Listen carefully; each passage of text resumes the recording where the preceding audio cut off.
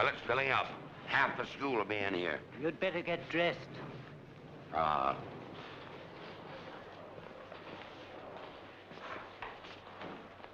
Thomas. Hey, Turner, wait a minute. We just had a meeting of the trustees in the president's office.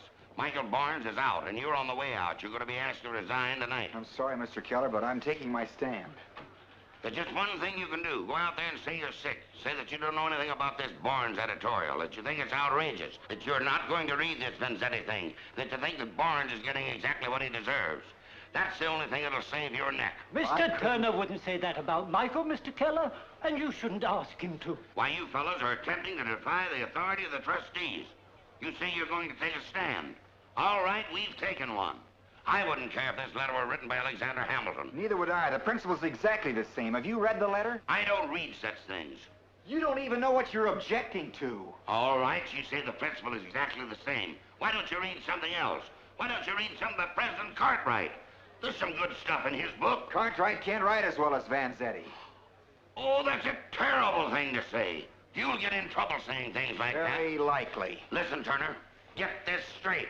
You read that letter, and you're through. Mr. Keller. Never mind you. For 42 years, I followed a policy of appeasement. I might say that during that period, I've been kicked around this institution by one Edward K. Keller after another. There's only one Edward K. Keller. Yes, unfortunately, there's always been at least one.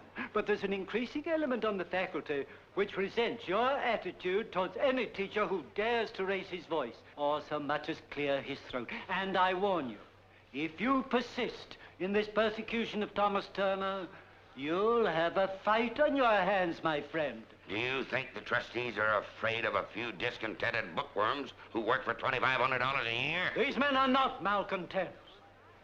Some of them are distinguished scholars who've made this university what it is. They made it what it is. What about me? Who's getting this new stadium paid for? Who brought Coach Bob Sprague here from Southern Methodist? He means this thing is bigger than stadiums and coaches, Mr. Keller. Nothing's bigger than the new stadium.